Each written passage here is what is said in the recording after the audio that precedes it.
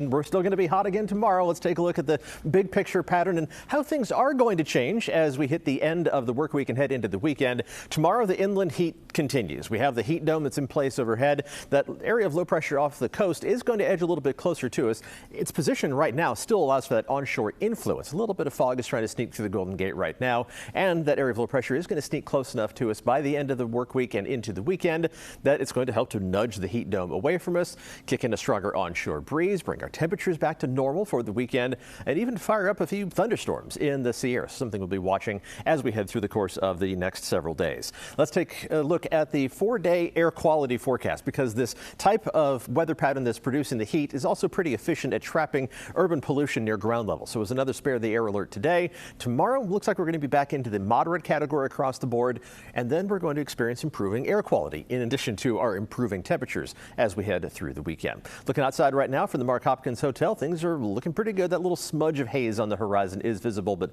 blue skies overhead. Temperatures are still hot inland, 95 in Concord, 98 degrees in Livermore. It's back to the 80s in San Jose and Santa Rosa after you did climb up into the 90s earlier today. San Francisco is the one spot where we missed the target on today's high temperature forecast. That onshore breeze, the presence of the fog that you can see in the other monitor behind me, helped to keep temperatures in the 60s in San Francisco instead of getting all the way up to around 80 degrees. But that means it's a pleasant evening if you're going to be heading out to the ballpark. Temperatures in Oakland are going to be dropping down to around 70 degrees as the A's kick off their game against, or first pitch of their game against the Seattle Mariners is at 6:40. 5 minutes later for first pitch for the Giants against the Diamondbacks, hoping for a better result than last night. Game time temperatures are going to be in the mid 60s, dropping down to around 60 degrees by the end of the game as the fog is going to be spreading over more and more of the city, but not making a huge push across the bay and into the interior valleys of the East Bay. It is going to make more progress into the valleys of the North Bay and the Santa Clara Valley, but it's not going to last too long. And once the fog dissipates, that's when our temperatures are really going to warm up. So let's take a look at those forecast highs for tomorrow.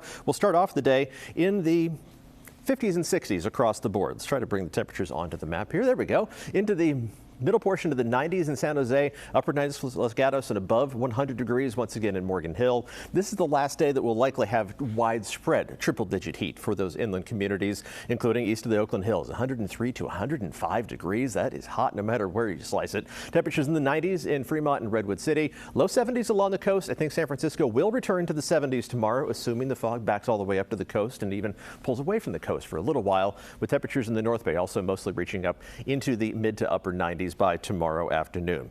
But temperatures are going to return to near average. It just depends on how fast it's going to happen, depends on where you are. In San Francisco, back to basically normal temperatures already on Friday and hovering in that same territory through the weekend and most of next week, just a little bit of a baby warm up by next Friday and Saturday. It'll take a little longer for the heat to abate for inland communities, with temperatures in San Jose still making up to around 90 degrees on Friday and then low to mid 80s over the weekend, even a bit more of a cool down as we head into the middle portion of next week. Livermore spending a couple of days with slightly below average temperatures by Tuesday and Wednesday. Something to look forward to while we're all sweating it out, especially inland on Thursday. Temperatures above 100 degrees again on a widespread basis.